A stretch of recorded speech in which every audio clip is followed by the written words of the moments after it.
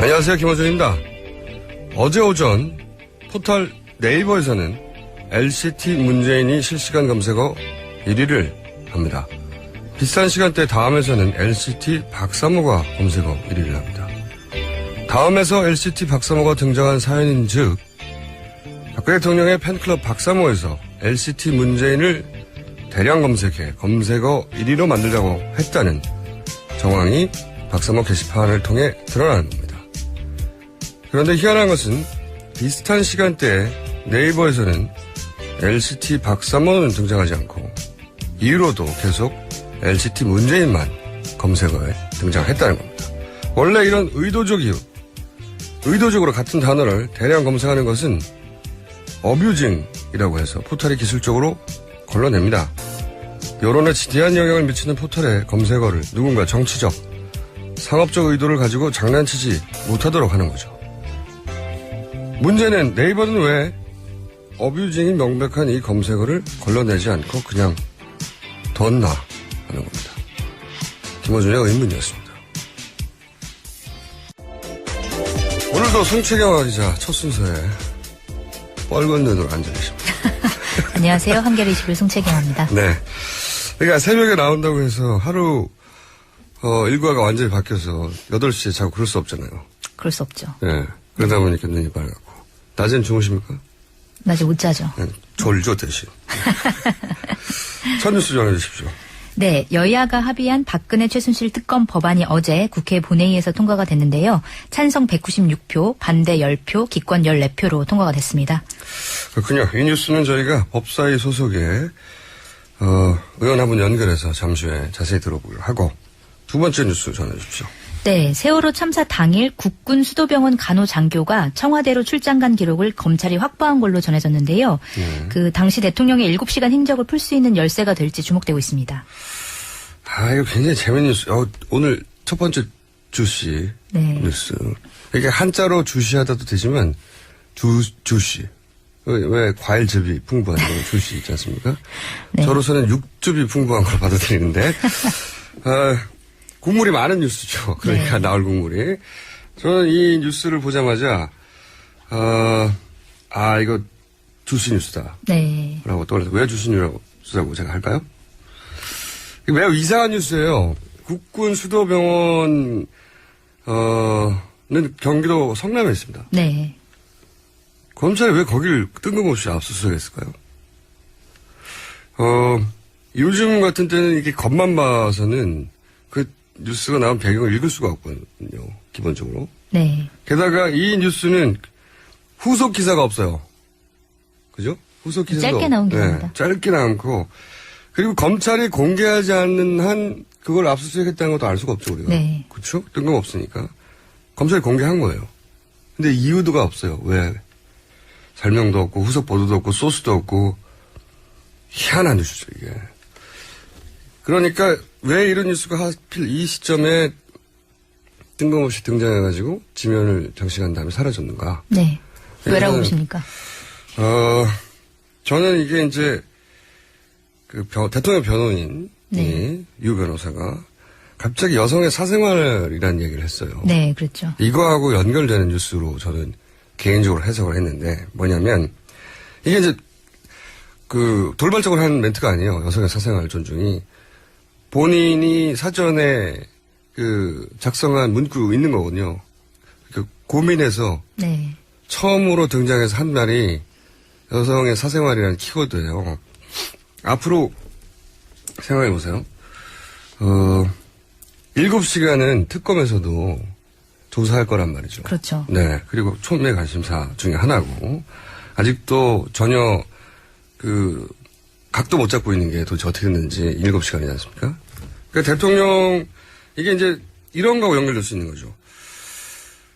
대통령이 여성으로서의 어떤 밝히고 싶지 않은 문제가 있어서 네. 네. 그래서 주치의가 아니라 일부러 여성이 간호장교를 불러서 어떤 진료를 받던 것이라고 나중에 특검에서 7시간 미스테리를 해명하려고 할 때 사전 포석으로 네. 그럼 검찰이 이걸 일부러 흘렸다고 보시는 건가요? 이게 제 개인적인 추측에는 단서를 달고요. 네. 네. 굉장히 뜬금없는 뉴스거든요, 이게. 그리고 왜 이런 생각을 하냐면, 이 뉴스가 7시간 미스테리의 단서가 나온 거 아니냐라고 언론은 막 다뤘단 그렇죠. 말이죠. 네. 후속은 아무것도 없이. 사실 이렇게 작은 뉴스라서 별로 그렇게 크게 다뤄지진 않았습니다. 네. 근데 이제 그런 뉴스를 다룰 때마다 다 7시간 미스테리 단서가 나왔다고 네. 다뤘어요. 이 뉴스가 7시간 미스테리에서 주는 효과는 사실상 딱 하나입니다. 뭐냐면, 그날 대통령이 청와대에 있었다는 거예요. 네. 간호장교가 들어갔으니까요. 들어갔다잖아요. 예? 그러니까 이 뉴스는 거꾸로 당일 대통령이 청와대가 없었다고 하는 알리바이용 보도가 될 수 있다는 거죠. 없었다고 하는 공세에 대해서 알리바이용으로 사전에 포석된 뉴스일 수도 있다라고 하는. 왜냐하면 너무나 뜬금없는 뉴스거든요. 네. 그리고 검찰이 일부러 공개할 때는 다 목적이 있는 거예요. 그렇지 않습니까? 그렇다고 볼 수 있죠. 지금과 같은 시국에서는 어떤 뉴스도 민감하기 때문에 언론 플레이를 검찰도 한단 말이죠. 네, 이거는 검찰의 언론 플레이로 보기도 너무 이상해요. 후속도 없고 설명도 없고 왜? 그래서 저는 이 뜬금없는 뉴스는 나중에 뜬금없는 여성의 사생활과 합쳐져서 나중에 그랬었던 거라고 대통령 여성이라 말 못할 무언가가 있었다고 사전에 준비하는. 자, 다음 주장 주시죠. 네, 이런 알겠습니다. 추정입니다. 예. 주씨. 문재인 전 더불어민주당 대표가 어제 그 부산 해운대 LCT 비리 의혹 사건에 자신이 연루됐다는 내용을 유포한 관련자들을 명예훼손 혐의로 서울중앙지검에 고소했습니다. 김무성 대표도 지금 강하게 반발하고 있잖아요. 네, 김무성 대표도 그 LCT 측으로부터 거액의 뇌물을 받았다는 글을 올린 네티즌을 허위사실 유포와 명예훼손 혐의로 영등포 경찰서에 형사 고소했습니다. 제가 이제 오프닝에도 잠깐 얘기했는데 대통령이 이틀 전에 네. LCT를 엄다하라 갑자기 지휘고를 막론하고 네. 그래서 그 다음날 아침에 LCT 문재인이 검색어가 확 뜹니다. 그렇죠? 네. 이런 말 좀 드렸는데 근데 이제 보통은 이런 경우에 주시 뉴스야 이것도 근데 포털에서 같은 단어를 계속 검색하는 네. 마케팅 같은 게 있을 수 있잖아요. 이게 뜨라고 검색어에 그걸 다 걸러내요 기술적으로. 걸러내지 못한 이렇게 첫 번째 질문은 왜 걸러내지 않았냐. 네. 알면 이거 단순한 거거든요. 예를 들어서 일반인들이 막 같은 단어 검색하면 같은 IP에서 계속 같은 단어가 나오기 때문에 걸러내요. 첫 번째 그랬다면 왜 안 걸러내냐 질문할 수 있는 거고 네. 두 번째로 몰랐다고 한다면 그러면 IP를 우회하거나 또는 특수한 프로그램을 사용하거나 네. 개인이 아니라 조직적으로 한 겁니다. 네. 그렇게 되면 둘 다 질문의 대상인 거예요. 네. 그거는 사실은 전문 업체들이 하는 일이거든요. 그러니까 아니 이거 박상호의 개인들이 힘을 모아 검색어를 만든 게 아니라 누군가에게 지시를 받고 조직적으로 한 일이 되는 거죠. 만약에 그걸 못 걸러냈다라고 변명한다면 그럼 그러면 다시 질문해야 할 건 누구냐는 거죠. 그 조직이 누구냐? 네. 네. 그리고 이 LCT 관련해서는 이게 주신 뉴스인 이유는 김진태 의원을 잘 봐야 됩니다. 항상 이럴 때는. 네. 김진태 의원은 항상 저쪽 진영에서 뭔가 작전을 구사할 때 최전선에서 깃발을 들고 뛰는 분 아닙니까? 네. 네? 어제 촛불은 곧 꺼진다. 바람 불면 꺼진다. 네. 이런 얘기를 해서 또 논란이 바람이 있었죠. 뭐냐, 이 질문은. 바람이 뭐냐. 뭘까요? 네, 이렇게 질문을 해야 되는 거죠. 네. 여기서 화를 낼 게 아니라 이분이 바람이 부는 거를 느꼈으니까 바람이 온다 그러면서 바람이 불면 꺼진다고 했잖아요. 첫 바람은 일단 LCT인 거 네. 같다고 생각이 드는 게 왜냐면 대통령이 직접 언급했죠. 뜬금없이. 네. 그런 다음에 검색에 확 떴죠. 그리고 어제 갑자기 기사가 이런 게 나옵니다. LCT 이 회장이 최순실 네. 황제 계를 들었었다. 네. 그 뉴스도 화제가 됐었죠. 갑자기 떴어요. 네. 같이 들었다. 이 이야기는 아주 오래된 이야기인데. 근데 어제도 말씀드렸지만 몇 달 된 이야기를 갑자기 어제 터져나오기 시작한 거예요. 개주는 최순실 씨가 아니에요. 나한테 네. 같이 개원이었던 거죠. 그리고 김진태 의원이 이런 얘기를 또 했습니다. LCT가 처음 언제 시작된 거냐. 참여정부 때 시작됐다. 그때 비서실장이 누구냐. 문재인이다. 이렇게 얘기를 시작하고 다 연결하면 LCT, 최순실, 문재인 네. 이렇게 연결고리가 억지로라도 다 연결돼서 검색어가 만들어지고 막 유포될 가능성을 우리가 생각해 봐야 되는 거죠. 네. 그러다가 어느 순간 뭐 예를 들어서 PK 지역이니까 그 지역에 어제도 말씀드렸다시피 가장 유력한 두 여야의 후보 중 한 사람들이 문재인과 김무성인데 네. 그분들에 대한 공격용이라고 두 양반이 동시에 생각하니까 동시에 이런 반응들이 나오는 그렇죠. 것이고 네. 그런 작업 중에 하나였다. 라고 추정합니다. 네, 주시 뉴스였어요. 다음 뉴스 전해주십시오. 네, 박근혜 대통령의 변호인 유영하 변호사가 어제 그 박근혜 대통령이 다음 주에 검찰 조사에 응할 거라고 밝혔는데요. 그러니까 이렇게 되면은 이제 20일에 최순실 씨를 기소하는데 기소하기 전에 박근혜 대통령을 조사하지 못하게 되는 거고요. 그러니까 이것과 관련해서 이제 언론에서는 20일 기소 예정인 최순실 씨와 안종범 전 청와대 정책조정수석, 정호성 전 비서관 등에 대한 수사 결과를 확인한 뒤에 박근혜 대통령 쪽에서는 그 뒤에 조사에 임하겠다는 전략 아니겠느냐 이런 풀이가 나오고 있습니다. 또 주신뉴스 나왔네 이거. 연속 주신뉴스. 네. 제가 주신뉴스라고 하는 것은 해설이 필요한 거거든요. 네, 해설해 주시죠. 이렇게 기분이 나쁘십니까, 저 해설이? 어제 제가 말씀드렸지 않습니까? 네. 참고인 중지가 굉장히 중요한 단어인데 네. 언론이 다루지 않았다. 놓쳤다 이거.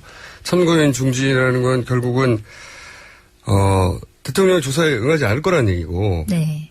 조사에 응하지 않으면 뭐가 중요하냐면 지금 기소된 항목보다 훨씬 더 중요한 게 뇌물죄인데 네. 뇌물죄를 적용하지 못한 상태로 불기소가 된다. 네. 뇌물죄 부분은. 그러면 가벼운 좀 저렴한 얘기로는 싼 죄, 비싼 죄는 빠지고 싼 죄만 네. 기소되는 거다. 그래서 대통령 여기 보시면 대통령이 변호사 갑자기 다음 주에 나온다잖아요. 네. 왜 다음 주냐? 주말에 기소가 될 테니까. 그렇죠. 네. 그 최순실 씨는 이번 주 일요일이 만료거든요. 네, 기소 만료죠. 그 전에 기소를 해야 돼요. 다음 주를 넘어간다는 얘기는 그럼 대통령에 대한 조사 없이 뇌물죄는 불기소하고 빠진 채 기소된다는 겁니다. 그런데 이제 기사를 보면 네. 여기 보면 검찰이 그것과 관련해서 기소한 뒤에 공소장을 변경하는 방안을 검토하고 있다 이런 얘기가 제가 나오거든요. 이게 다 피의자 전환하지 않으면 다 쇼라고 했다고 네. 쇼라고 어제 말씀드렸지 않습니까? 이게 네. 결과 점점점 저의 예측대로 가고 있는데 쇼라고 하는 게 공소장 변경할 수 있어요. 네. 준 법조인으로서 직업 피의자로서 있는데 네. 큰 틀 안에서 변경하는 것이 완전히 다른 걸 할 수는 없거든요. 그러면 공모했다고 써야 되거든요. 네, 그래서 이제 검찰은 공소 사실에 최 씨 등이 이제 박 대통령 등과 공모해서 직권을 남용했다 이렇게 적어 놓겠다라는 의지를 이제 기자들한테 얘기를 한 거죠. 자, 이제 두고 보십시오. 네. 여기서 또 최종적으로 검찰의 의지가 있냐 없냐를 볼 공소장의 단어는 공모입니다. 네. 공모라는 게 꼭 적혀 있어야 된다는 그렇죠. 거죠. 언론들은 계속해서 대통령이 지시하여 이런 내용이 들어가면 대통령이 공모했구나 이렇게 이해하잖아요. 법적으로는 다른 얘기예요. 대통령이 예를 들어서 지시하여 이런 일을 했다고 하면 대통령 입장에서 보자면 그 사실은 예를 들어서 국가의 문화 용성을 위해서 네. 본인은 그게 불법적인 인식 없이 의도하지 않고 통치행위를 한 것이라고 대통령의 변호인 측에서 얼마든지 변호할 수가 있어요. 네. 공모라고 구체적 단어를 쓰지 않고 대통령이 지시하여 이렇게 쓰면 우리는 대통령이 적시됐으니까 범죄를 같이 한 사람으로 공소장에 기재됐다고 생각하잖아요. 그렇게 생각하면 큰 오산인 것이죠. 네. 그러면 이제 공소장에 공모라는 단어 꼭 들어야 된다. 들어갔느냐 안 들어갔느냐를 확인해야 된다는 그렇죠. 거라는 지시하여 하고는 다르게 공모라는 건 범죄 사실을 인지한 채 함께 도모했다는 거거든요. 범죄인 줄 알았는지 몰랐냐는 단어가 이 공모라는 단어에 들어있는 거예요. 근데 공모라고 정확하게 적시하지 않고 대통령이 지시하여 정도로 두리뭉실하게 하는 건 법적으로 장난입니다. 이거는. 네. 그러니까 공모라는 단어를 계속 끝까지 지켜봐야 됩니다. 그렇지 않으면 다 이때까지 나왔던 검찰의 난리들은 피의자 전환도 안 했잖아요. 네, 피의자 전화 안 했죠. 네, 안 하면 제가 다 쇼라고 그랬는데 공모라는 단어도 안 들어가도 또 쇼인 거예요. 자. 굉장히 디테일하게 보시네요. 왜냐하면 저쪽은 법의 전문가들이기 때문에 일반인들은 네. 정확한 차이를 모를 장난칠 수 있는데 네. 그런 여지가 있는 걸 언론들이 안 잡아내니까 내가 화가 나는 거예요. 네, 알겠습니다. 피의자 전문으로서. 다음 뉴스 해주시죠. 네, 야권 대선 주자인 더불어민주당 문재인 전 대표, 국민의당 안철수 전 대표, 박원순 서울시장, 또 이재명 성남시장, 안희정 충남지사, 민주당 김부겸 의원이 그 오는 20일 회동을 갖고 전국 수습 방안을 논의하기로 합의를 했는데요. 대선 주자들이 이렇게 한꺼번에 만나는 건 이번이 처음이라고 합니다. 알겠습니다. 이분들 중에 한 분, 저희가 섭외 들어가서 아마도 이재명 시장님이 되게 확률이 굉장히 높아요. 네. 왜냐면은 이분은 섭외에 막 응하시거든요. 어쨌든 모인 분 중에 한 분을 저희가 월요일 정도는 네. 저희 스튜디오에 모시려고 합니다. 다음 뉴스는요? 네, 검찰이 최근에 안종범 전 정책조정수석으로부터 다이어리를 제출받았는데요. 이 다이어리 속에 대통령 지시사항이라는 항목이 있었고 여기에 미르재단의 이름과 뜻풀이, 임원의 이름이 모두 적혀 있었던 것으로 이제 드러났습니다. 그래서 이제 검찰이 박 대통령이 재단 설립과 기밀 유출에 대해서 최순실 씨와 공모를 했다 이렇게 잠정 결론을 내렸다 이런 보도가 나왔습니다.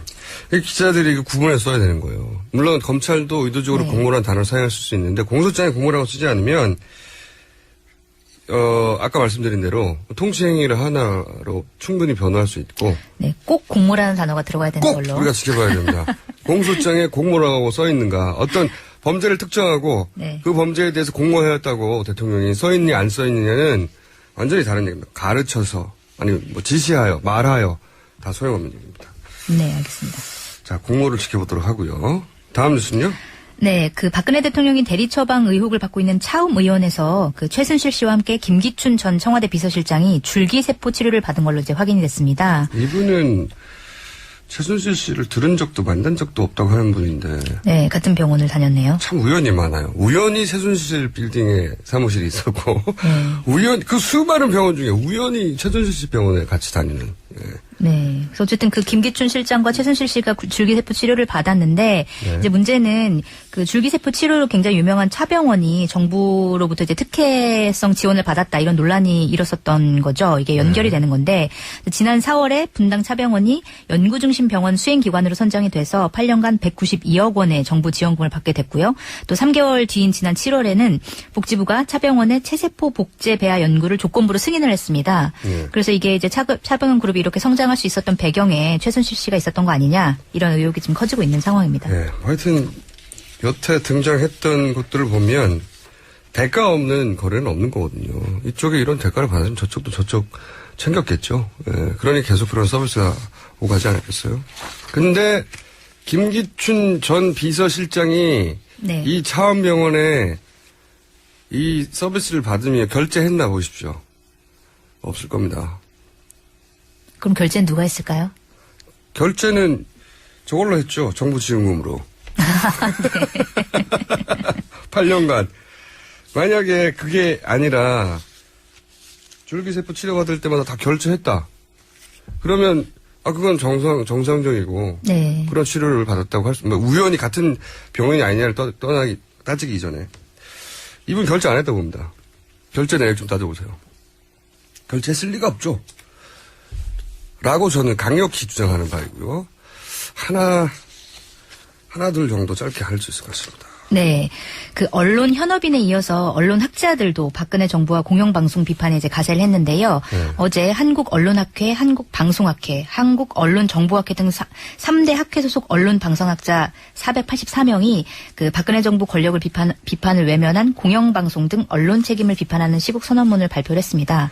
그동안 이렇게 3대 학회가 공동 선언을 낸 건 이번이 처음이라고 하고요. 뭐 중도, 보수, 진보 가리지 않고 한 목소리를 내기가 어려웠는데 이번에는 이 사건을 맞이해서 한 목소리로 비판을 했다고 합니다. 예, 이런 사건에 진보 보수를 나누는 건 무의미하죠. 네. 그래서 박근혜 대통령과 관련해서 저전히 박근혜 대통령을 지지하는 분들이 있어요. 당연히 있을 수 있고. 근데 그거를 보수라고 통칭하면 안 되는 겁니다. 그거는 박근혜 대통령의 팬클럽이 남아있는 거죠. 그렇게 이해해야 하지. 이 상황을 보수로 통칭하면 보수를 욕하는 거예요. 그러니까 이런 학회에서는 당연히 네.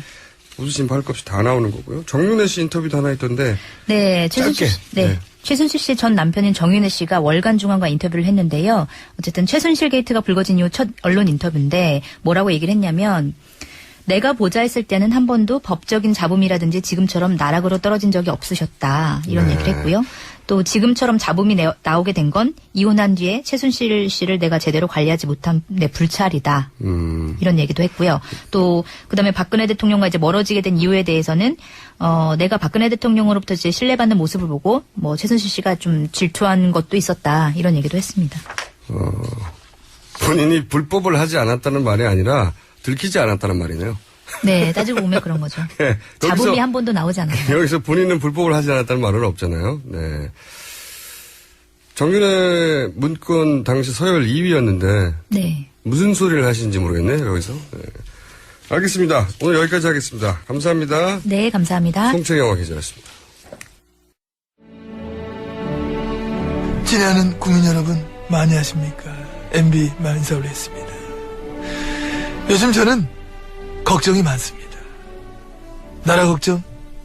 물론 뭐 나라도 걱정이 합니다만은 제가 요즘 뭐 가장 걱정하는 것은 내 걱정입니다. 내 걱정이야. 제가 요즘 별로 주목을 받지 못해요. 응? 서운하다고. 한때 저는 어떻습니까? 뉴스의 중심, 뉴스의 눈, 뉴스의 핵심이었습니다. 내만 말만 하면 입만 막 빵빵 터지고 기자들만 몰리 들어가지고 막 카메라 푹 터지고 하도 푹 터지고 배터리 떨어져가지고 막 카메라 바깥 들고 막 입만 조물조물 막 해도 막 와 뭐라 하면 뭘 몰려오고 막 의중을 해석한다 뭐 무슨 뜻이다 하고 막 행님들 조카들과 전부 몰려가 사람 못 살게 하고 그랬는데 근데 이게 요즘 완전히 잡습니다. 사람 아무 관심이 없어. 옛날에 막 제발 내한테 관심 좀 끊어라 뭐 내 좀 냅둬라 했는데 이게 막상 다 끊기고 나니까 섭섭해. 그야말로 옛날이에요. 여러분 막 욕이라도 좋으니까 저기 좀 그러면은 예. 그 요즘 저한테 오는 관심 좀 다 가져가실래요? 그 정도는 싫지. 아니, 이거 그건 갖고 가, 아니지. 어디 안 놓지 마. 안 놓지 마. 다 가져. 야, 김어준이 줘. 다 김어준이 줬다. 네, 첫 번째 인터뷰입니다. 무죄 뉴스공장. 특검법이 통과됐습니다. 이제 특검이 시작되면 검찰 수사는 중단되게 되는데 그 사이 대통령은 주말 이전 조사를 거부해서 결국 최순실 씨는 대통령 조사 없이 기소되게 된 상황입니다. 이 상황 민주당 법사위 소속이자 검찰 출신인 백혜련 의원 전화 연결해서 짚어보도록 하겠습니다. 안녕하세요. 예, 안녕하세요. 네. 특검법이 통과됐는데 제가 궁금한 게 이런 게 있습니다. 만약 대통령이 특검법이 보완할 부분이 있으니 하면서 국회로 돌려보낸다. 이럴 수 있죠? 거부권을 그럼 행사하게 되는 것이죠. 네. 그러면 이제 네. 되돌아간 특검법은 국회에서 다시 통과시켜야 되는 거죠? 네, 그렇습니다. 그게 얼마 이내에 하게 되어 있는 겁니까? 그러니까 대통령이 그걸 받고 나서 며칠 이내에 공표해야 되는데 그걸 안 하고 되돌릴 수 있는 거죠? 3일로 알고 있거든요. 3일이요? 네. 네. 그러면 이제 돌아오면 똑같이 다시 통과시켜야 되는 거죠? 요건이 그럼 거부권을 행사한 것이 되기 때문에 요건이 더 강화되게 됩니다. 어떻게 강화됩니까? 3분의 2 이상의 찬성이 있어야지. 다시 통과된다. 네. 그렇군요. 그리고 만약에 특검을 이제 통과를 했는데 임명하지 않으면 어떻게 됩니까? 대통령이 3일 이내에 임명한다 뭐 이렇게 제가 기사에서 읽은 것 같은데. 그것도 그 조항이 지금 정확하게 사실 없는 상태이기 때문에 제가 볼 때는 네. 그것도 거부권을 행사한 것과 똑같은 형태로 네. 보아야 되지 않을까 싶습니다. 그럴 경우에 네. 이게 제가 이제 이렇게 자꾸 여쭤보는 이유가 뭐냐면 네. 대통령은 검찰 조사를 성실히 받겠다고 했는데 바로 얼마 안 있어서 변호사 선임해서 못 받겠다고 버티었지 않습니까? 그러니까 특검법이 통과됐다고 이게 다 모든 게 손주럽게 되지 않을 것 같아서 제가 걱정돼서 여쭤보는 건데. 그런 가능성은 그러니까 없어요? 네, 그런 문제 제기를 하시는 분들이 좀 있는데 제가 볼 땐 그렇게 되기는 어렵다고 생각합니다. 지금 국민의 민심이라는 것이 네.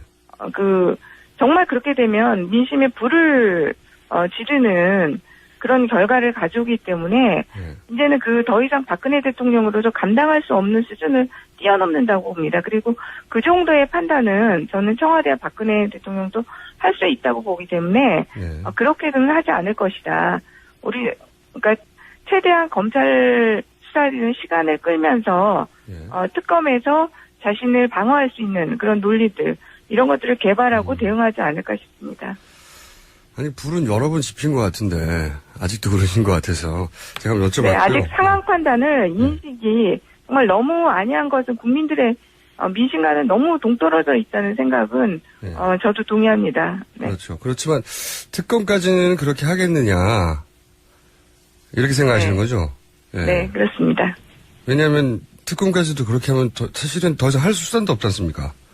네, 그거는 그야말로 진짜 국민의 저항권이 발동돼야 되는 시기로 돌입하게 되는 것이고요. 네. 예, 정상적인 진짜 절차로는 그렇게 되면은, 정말로 박근혜 대통령의 퇴진을 보장하기도 어려운 그런 상황으로 치달을 수 있기 때문에, 그렇게는 저는 하지 않을 것이라고 봅니다. 저도 그렇게는 하지 않았으면 좋겠고요. 특검 이전에 이제 검찰 수사도 저는 짚어야 하는 것 같은데, 특히 대통령 수사부원이 사실상 전혀 이루지 않았는데요. 그리고 대통령의 사선 변호인을 보게 될 줄 몰랐는데, 사선 변호인이 갑자기 등장해서 시간이 필요하다면 이제 조사를 끌었지 않습니까? 그런데 네.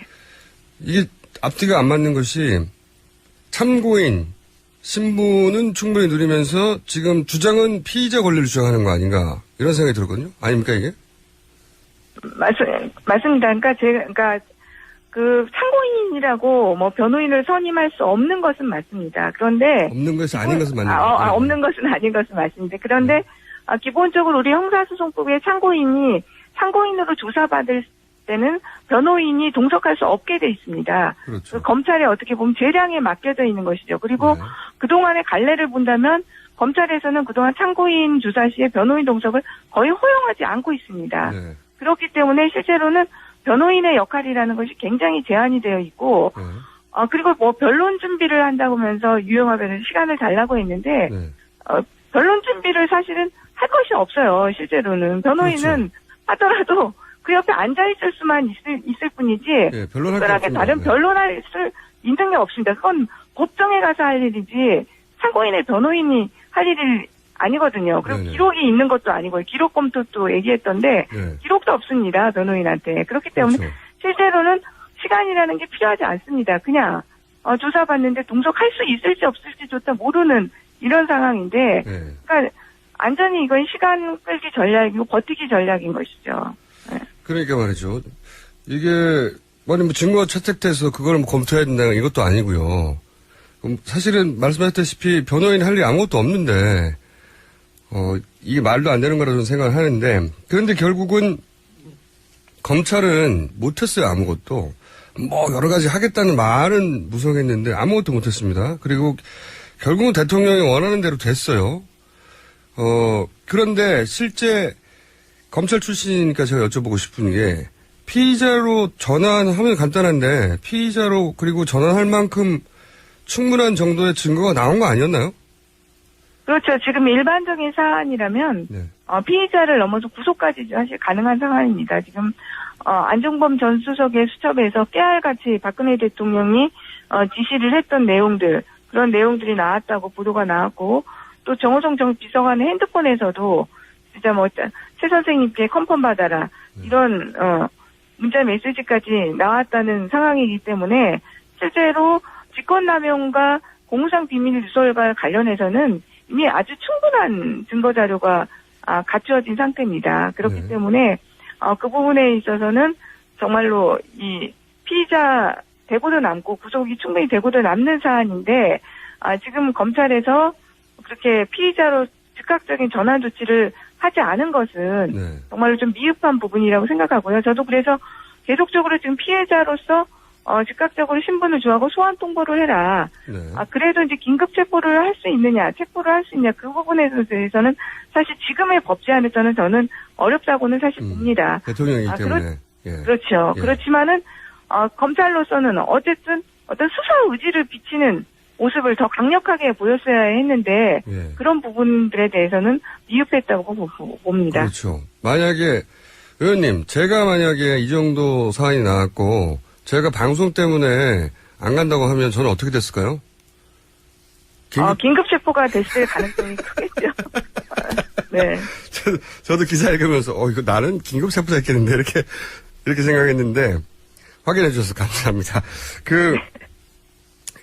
이렇게 되면 말이죠. 저도 걱정하는 것이, 말씀하신 것 중에 하나 이어서 질문을 드리면, 피의자 전화를 하고 대통령이기 때문에 법에는 그런 규정이 없지만 대통령에 대한 예우로 긴급 체포는 못했다 하더라도 최소한 검찰이 청와대 앞에라도 갔어야 되는 거 아닙니까? 청와대라도 찾아가서 조사를 하려고 해야 되는데 무슨 언론에만 대고 어쩌고저쩌고 하고 말았지 않습니까? 그러니까요. 네. 네. 수사 의지를 소환 통보를 진짜 검찰청으로 소환 통보를 일단 저는 소환 통보를 했었어야 봅니다. 그러니까 계속적인 협의 과정만 있었지 네. 공식적인 소환 통보 과정이 없었지 않습니까? 지금 네. 그것이 그러니까 피해자로서 즉각 전화를 하고 대통령한테 소환 통보 검찰이면 검찰 이렇게 소환 통보를 청와대에서 그럼 직접 조사를 하겠다고 소환 통보를 하든지 소환 통보를 하고 정말로 검찰이 청와대 앞까지 달려가는 그런 식의 모습은 비쳤어야 되는데 지금 너무 검찰이 소극적으로 그 부분들에 대해서는 대응을 했다 이렇게 생각합니다. 더 큰 욕을 먹어야 된다고 생각하는데 자, 이 부분 어떻습니까? 계속 저희 방송에서 지적한 부분인데 지금 이제 최순실 씨는 뭐 직권 남용이나 공범 그다음에 사기 미수 뭐 이 정도 혐의인데 실제 형량이 무거운 뇌물죄다. 근데 이제 대통령을 조사해야 그 부분을 기소할 수 있을 텐데 대통령은 다음 주에 보자고 하고 최순실 씨는 주말 기소해야 하고 그러다 보니까 뇌물죄 부분은 불기소될 거고 그러면 결국은 이 부분은 특검의 몫으로 넘어가는데 그럼 또 4개월, 5개월 지나갈 거고 이런 우려들을 계속 얘기해 왔거든요. 이런 일이 이제 실제 벌어지게 되는 거죠. 그렇지 않습니까? 그런데 이제 최순실 씨 같은 경우 지금 제가 볼 때는 기소되는 건 1차 기소라고 생각합니다. 추가 기소를 직권 남용, 사기 미수로 기소를 하더라도 다시 그 박근혜 대통령을 조사하고 검찰 차원에서도 뇌물죄로 기소할 수가 있습니다. 네. 그렇기 때문에 그거는 조금 더 꼭 특검에서 넘어가서 뇌물죄로 기소가 될지 안 될지 기소가 된다고 보기에는 좀 어렵고요. 그냥 검찰이 추가 기소를 할 수도 있다. 네, 검찰에서 그거는 더 추가 기소로 지금 검찰에서도 최순실 씨 같은 경우는 1차 기소다, 추가 기소가 가능하다 이런 취지로 지금 계속 말을 하고 있거든요. 그리고 이 부분만이 아니라 지금 계속 더 뭐 인사 개입 문제라든지 이런 것들이 계속 더 수사가 될 것이기 때문에 최순실 씨에 대해서는 더 나중에 어쨌든 어떤 형태로 더 추가 기소는 이루어질 수 있다. 저는 그렇게 생각합니다. 저도 그렇게 바라기는 하는데 검찰도 그런 의지가 강한 검찰들도 있는 것 같고요. 특히 평검사들 같은 경우에. 근데 이제 그게 그렇게 인터뷰한 것대로만 검찰의 액션이 결과적으로 나오지는 않으니까요. 지금까지는 거꾸로 청와대가 원하는 방향으로 가고 있는 것 같아서 우려가 되는 거죠. 이 검찰에 가는 같은 경우도 초기에 진짜 옛날 형사 8부에 배당을 하고 수사를 할 때 이럴 때는 정말로 그 문제가 있는 행태였는데요. 지금 같은 경우는 지금 모든 국민들이 분노하고 있고 사건이 걷잡을 수 없이 커져버렸습니다. 그리고 이 사건이 검찰의 진짜 존립을 결정지을 수 있는 그런 사건이기 때문에 검찰도 지금 어떻게 보면 코너에 몰려 있습니다. 그리고 사실 정권 말기 아닙니까? 네. 검찰의 행태라는 것이 항상 정권 말기에는 정권의 목을 무는 그런 행동을 해왔습니다. 그렇기 때문에 지금 또 특검이 기대해보자. 특검이 출발하면 특검과 비슷한 정도의 수사 성과는 내야지 검찰이 그나마 면피가 되는 그런 상황이거든요. 그렇기 때문에 검찰에서도 특검이 정식으로 수사에 출범하기 전까지는 어느 정도 더 성과를 내려고 노력할 것이라고 봅니다. 저도 그랬으면 좋겠고요. 이제 검찰 출신이다 보니까 검찰의 미진한 부분도 지적하면서 또 검찰이 잘해줬으면 하는 바람을 자꾸 이야기하시는 것 같습니다. 그랬으면 좋겠습니다. 저도. 이거는 어떻게 생각하세요?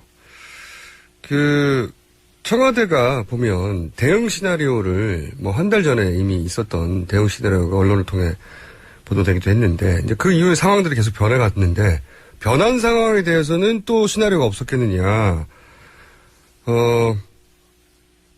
그러니 지금 상황도 그 청와대의 나름대로 대응 시나리오 속에서 예를 들어 수사도 거부하고 하고 있는 거 아니겠는가. 이런 생각 드는데 대응 시나리오가 있긴 있겠죠? 아니, 당연히 있겠죠. 그 부분은. 그 네. 부분은 이제 최재경 민정수석이 사실 들어갔고, 네. 예? 또 비서실장도 임명되고 다 그렇게 된 상황 아닙니까? 그러니까 나름대로 청와대 참모진들을 중심으로 해서, 이거에 대해서 어떤 대응 전략은 분명히 짜고 대응하고 있을 것이라고 봅니다. 그리고 이제 보수적인 인사들이나 이런 접촉들을 계속, 늘려가고 있다고 하니까요. 그런 부분들에서 또 새누리당의 친박계와 긴밀한 지금 어제 같은 경우 새누리당 친박계 의원들이 거의 동일한 목소리를 강력하게 내지 않았습니까? 그러니까 그런 부분들에서 분명히 함께 논의하는 구조들은 지금 이제 가동이 되고 있다. 이렇게 봐야 될 것 같습니다. 이런 건 어떻습니까? 이제 지금 현재 다른 부분의 수사는 제대로 되고 있나? 예를 들어서 문고리 3인방이라고 그렇게 오랫동안 불렸던 3인방 중에 지금 현재는 한 사람만 구속이 되고 나머지 두 분은 그냥 나왔거든요. 네. 예를 들어서 안봉근 비서관 같은 경우는 뭐 검찰 인사에 직접 개입했다는 언론 보도도 있었는데 검찰은 뭐 추가적인 움직임은 없어요. 이런 다른 부분의 수사는 지금 제대로 되고 있나요? 보시기에? 지금 이재만 안봉근 같은 경우는 제가 알기로는 다시 재소환 하려고 한다고 알고 있습니다. 그러니까 이재만 총무비서관 같은 경우 청와대 보안의 최고 책임자였기 때문에 보안문서 유출과 관련해서 분명히 추가적인 저는 수사가 있어야 되고 좀 더 많은 증거가 조금 부족할 수 있는지 모르겠는데 지금 상태에서는 더 조사를 해가지고 분명히 문서 유출과 관련한 책임이 저는 있을 것이라고 봅니다. 그러니까 그 부분에 대해서 더 수사가 돼야 되고 또 안봉근 비서관 같은 경우는 제2부속 비서관 시절부터 해가지고 그 대통령의 해외 순방 일정 유출, 청와대 출입 관련 이런 부분들에 대해서 의혹이 있기 때문에 이 부분들에 대해서도 전혀 지금 더 밝혀지지 않았거든요. 그래서 검찰에서도 저도 두 사람이 지금은 돌려보냈지만 한 번 정도는 더 부를 것이라고 생각하고 그때 사법 처리를 할 수 있지 않을까. 그리고 만약 이 두 사람에 대해서는 진짜 사법 처리가 되지 않는다면 특검에서 철저하게 해서 사법 처리를 꼭 해야 된다고 봅니다. 관련해서 한 가지만 짧게 더 여쭤보려면 예를 들어서 제대로 되고 있냐 의구심이 드는 것 중에 하나가 이제 최순실 씨의 언니 최순득 씨의 장녀 사실 이미 드러난 의혹들도 있는데 이분은 소환 조차 안 하고 있거든요. 이거 제대로 되고 있냐 계속 의구심이 드는데 일반 국민들 입장에서는 어떻게 보세요? 근데 지금 그런 부분들은 지금 이게 사실 수사기간이 검찰 입장에서도 그렇게 길지는 않았습니다. 일단 제가 볼 때는 장시호에 대한 수사가 이제 진행되기 시작했잖아요. 김종 차관이 이제 구속되고 장시호에 대한 수사 진행이 되고 그 다음 순 정도로 최순득에 대한 수사는 진행이 돼야 되지 않는가 수사 시스템으로 봤을 때. 아직 미진하긴 하지만 하긴 할 거라고 보시는 거군요. 그런데 최순득까지는 지금 검특검이 그 시기가 어떻게 될지 모르겠는데 최순득 씨까지는 특검이 출발 시기나 이런 거에 따라서 검찰의 수사가 진행이 될 수도 있고 안 되고 특검으로 넘어갈 가능성도 있고 제가 볼 때는 그렇게 봅니다. 알겠습니다. 오늘은 여기까지 하고요. 특검 진행상 보면서 다시 한번 연결하겠습니다. 오늘 말씀 감사합니다. 네, 감사합니다. 네, 지금까지 법사위 소속의 백혜련 의원이었습니다.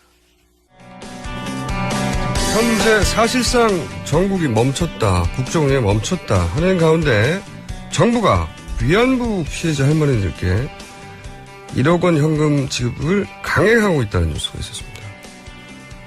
당사자들 동의도 없이 진행된 위안부 합의를 정부는 왜 지금 이 시점에 이 난리통에 서둘러서 이행하고 있는 것일까?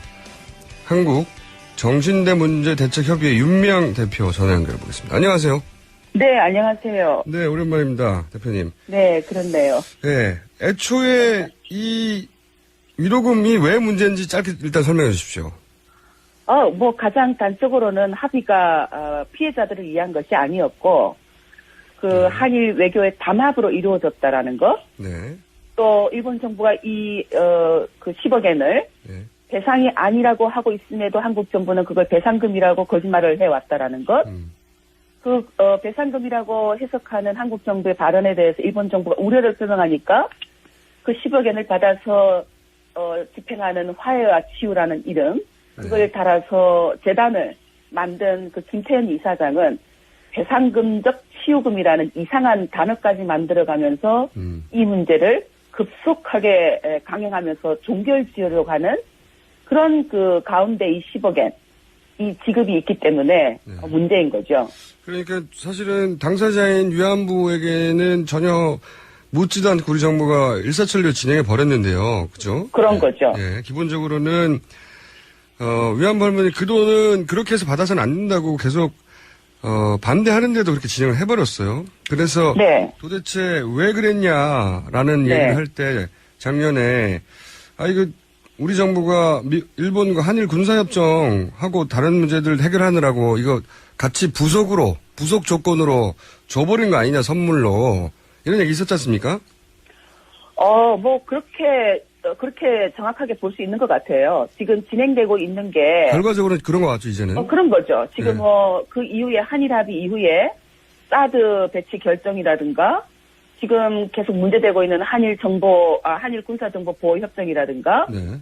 위안부 문제를 정말로 그냥 탁 치우고 나서 바로 진행하고 있잖아요. 네네. 이거는 순서대로 진행하는 게 아니라 이미 시간 다 정해놓고 그리고 언제 정도 이렇게 할 것이라는 거 다 짜놓고 네. 지금 진행하고 있는 게 아닌가. 각본대로 움직이는 거죠. 우리 그렇게밖에 정부가 볼수 오히려 없을 것 같아요. 더 위안부 문제를 일본보다 더 적극적으로 나서서 일본이 원하는 대로 해주는 거잖아요, 지금. 지금 일본은 가만히 있어요, 사실은. 그러니까 일본보다 훨씬 더 적극적으로 우리 정부가 당사자들이 반대하는 방식을 우리 정부가 나서서 일본 정부가 이렇게 하고 있는 게 아니라 우리 정부가 나서서 위안부 문제를 더 빨리 해결하려고 그러는데 그게 이제 이해가 안 갔었는데 지금에 와서 돌이켜보니까 말씀하신 대로 한일 군사정보보호협정을 빨리 맺어야 되고 그러자면 일본 입장에서는 이런 문제 해결돼야 되는데 하니까 그러면 이렇게 해결하자. 이렇게 된 것처럼 지금 돌아보니까 이해가 되죠? 그런 거예요. 네, 그런 거. 더군다나, 네. 지금 언론에 1억 엔을 지급했다라고 하고 있잖아요. 네네. 1억 원을. 네. 사실은 이제 피해자들이, 저희들에게 이제 전화도 주시고 저희들이 방문도 하고 그러는데, 할머니들 중에 1억을 받았다고 하는 사람 없어요. 아, 그래요? 네. 정부는 지금 거의 다 지급했, 네. 보도자료로 1억 원을 지급했다라는 것을 이제 뉴스에 나니까, 네. 몇 할머니가 5천만 원 은행에 통장에 들어왔는데 네. 누구는 1억 원을 주고 누구는 5천만 원을 줬느냐 이렇게 이제 묻는 분도 계시고 사실은 이 5천만 원을 지급하는 과정에 있어서 일어나고 있는 비상식적인 이 일도 도저히 이해를 할 수가 없어요. 돈을 막 입금해 버리는군요, 그냥. 네, 아니 박근혜는 그렇다 치더라도 이미 드러나고 있잖아요. 박근혜는 왜 그렇게 비상식적으로 이 일을 진행하고 있는지 충분히 드러나고 있는데 네. 그 밑에서 일을 진행하는 사람들이 왜 이렇게 그 밑에서 이렇게까지 하고 있느냐. 왜 이렇게 움직이느냐. 심지어는 지금 하이와치유재단 김태현 이사장이 할머니들에게 이제 그 돈을 지급할 것이다라고 하면서 도장을 받으러 다녔는데 네. 경찰을 2명을 데리고 왔더래요. 할머니 집에. 돈 받으려고 경찰을 데리고 와요? 네. 왜냐하면 이게 왜 문제냐면은 할머니들 같은 경우는 그 지역사회에 살 때 내가 위안부 피해자다라고 드러내놓고 그렇게 공개하면서 살고 싶진 않아 하시거든요. 그렇죠, 당연히. 네, 편안하게 살고 싶죠. 네. 그런 공간에 경찰을 데리고 나왔다. 내가 범죄자가 아닌데. 그래서 할머니가 물었대요. 왜 경찰을 데리고 왔느냐. 예. 그랬더니 우리 다 기억할 거예요. 화해와치유재단 발족식 할 때 한 청년이 그 김태현 이사장한테 캡사이신을 뿌려서 구속돼서 감옥살이를 했는데 네. 할머니 모르세요? 제가 당했잖아요. 이렇게 이야기를 하더라는 거예요. 근데 이제 할머니들에게는 사실은 그런 사실보다 과거에 끌려갈 때 경찰이 대동해서 함께 온다든가 또 돈 벌게 해주겠다라든가 이런 속임과 기만에 의해서 끌려가신 분들이 많거든요. 지금 이 진행되고 있는 비상식적인 일들이 그 시대, 일제 식민지 시기에 그 제국주의 그 범죄가 진행되던 그 시기에 일어났던 일들하고 너무나 유사한 방식으로 진행되고 있다라는 거. 알겠습니다. 정말, 대표님 오늘 여기까지 해야 될 것 같고요. 네. 다시 한번 모시겠습니다. 네, 알겠습니다. 문제는 알았습니다. 감사합니다. 네. 네. 정신대 대책위 윤미향 대표였습니다.